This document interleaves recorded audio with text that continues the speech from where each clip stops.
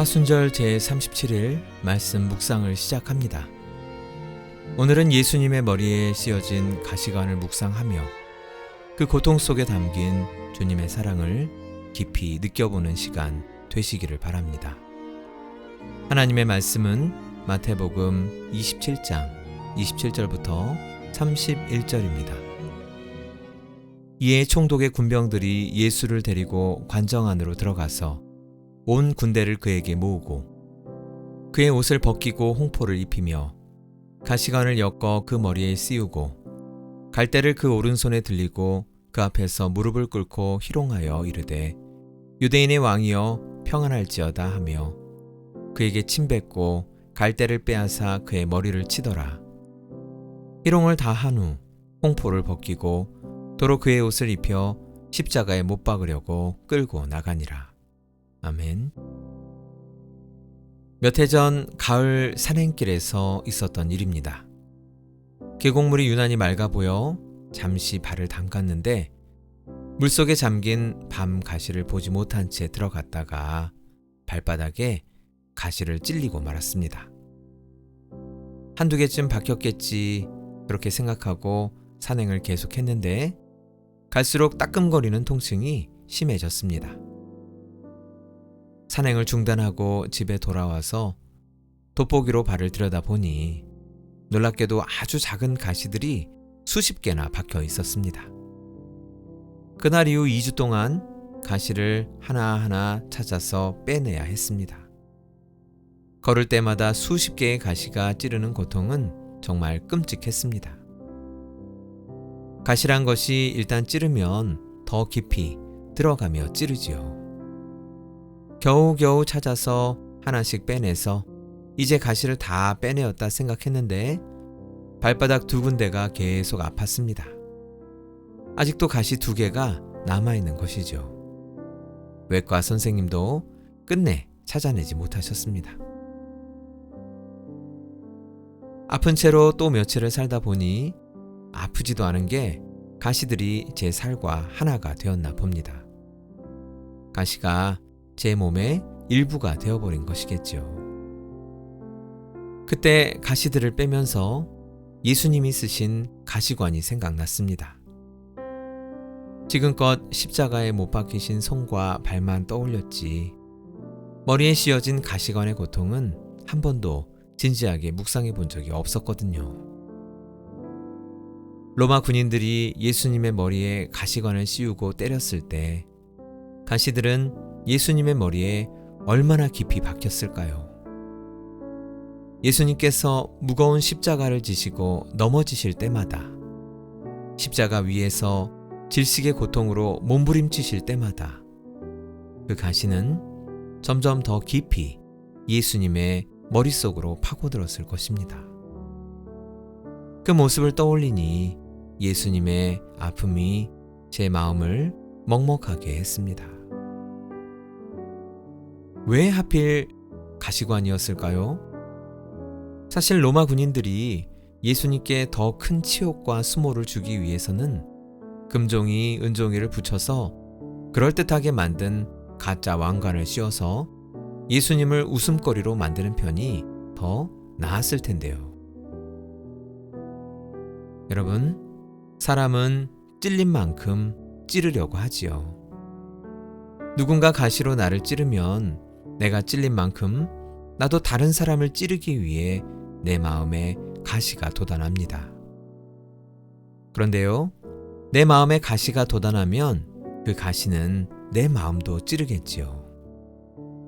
내 마음이 아파서 가시를 버리자니 내가 찔린 만큼 안갚음을 하지 못해 분하며 억울하고 그렇다고 가시를 안고 살자니 그 가시가 내 마음을 찌르기 때문에 힘듭니다. 이럴 수도 저럴 수도 없이 속절없이 시간만 흘러가고 내 마음은 가시에 찔린 상처가 아물다가 덧나고 아물다가 덧나기를 반복할 뿐입니다.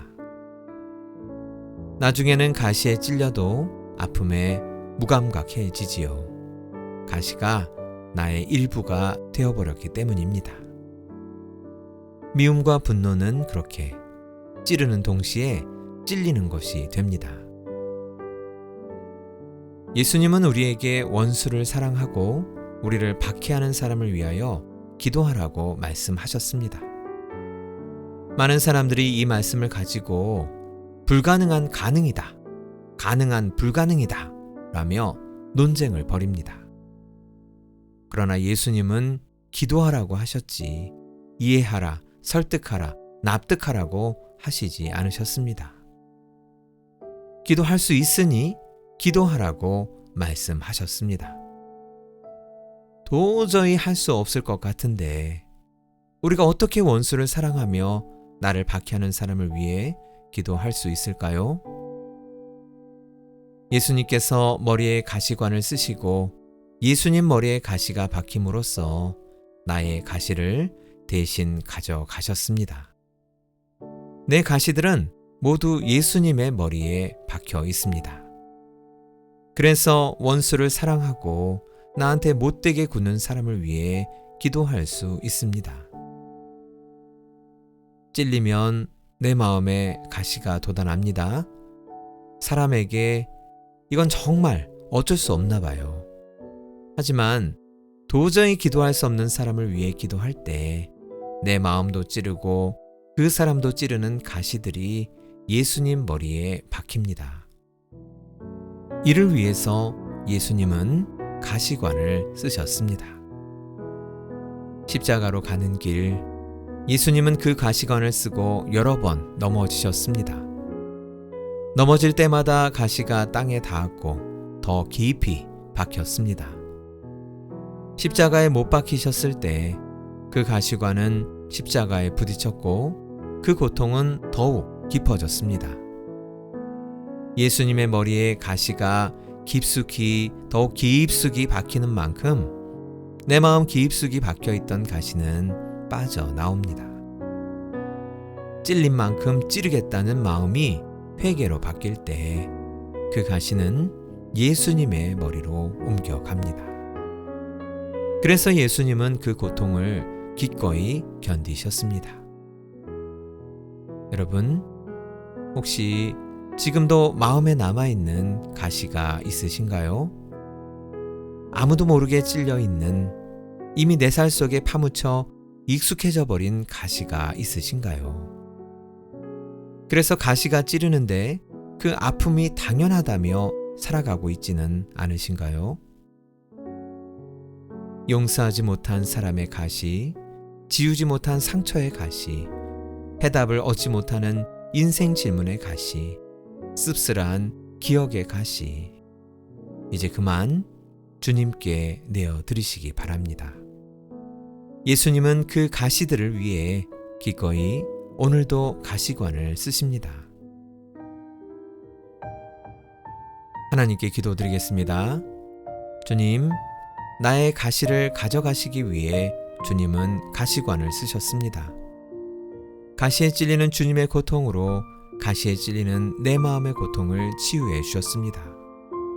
찔린 만큼 찌르겠다는 마음 가시에 담아 주님께 드립니다. 주님, 내 가시 받아 주시옵소서. 예수님의 이름으로 기도드립니다. 아멘. 묵상 질문을 드립니다. 내 마음 깊은 곳에 아직도 찔려있는 가시는 무엇입니까? 그 가시를 예수님의 머리에 올려드리기 위해 오늘 나는 어떤 회개의 걸음을 시작할 수 있을까요? 오늘도 예수님의 머리에 박힌 가시를 묵상하며 우리 마음속 가장 깊은 상처의 가시가 주님의 사랑으로 뽑혀 나가는 하루가 되시기를 바랍니다.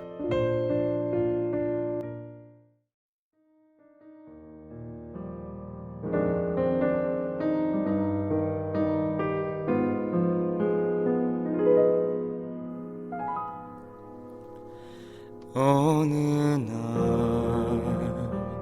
내 삶 속에 가시가 돋아났네. 불쑥 내 삶에 찾아온 가시는 나를 찌르고 또 넘어지게 해 완전하고 싶은 나를 절망으로 이끄는 가시를 버릴 수도 없고 또 안을 수도 없어서 나는 수많은 밤을 이 고통을 알기 전으로 되돌려 주시기를 눈물로 지새웠지 가시를 빼주시기를 나를 살려주시기를 가시가 날 이끌고 간 고독한 자리에서 주님과 나만 아는 그 자리에서 비로소 보게 되는 건 내 가시를 통해 나를 붙들고 계신 주님 가시가 날 이끌고 간 은혜의 자리에서 주님과 나만 아는 그 자리에서 비로소 보게 되는 건 내 아픔이 아닌 자기 생명을 주신 사랑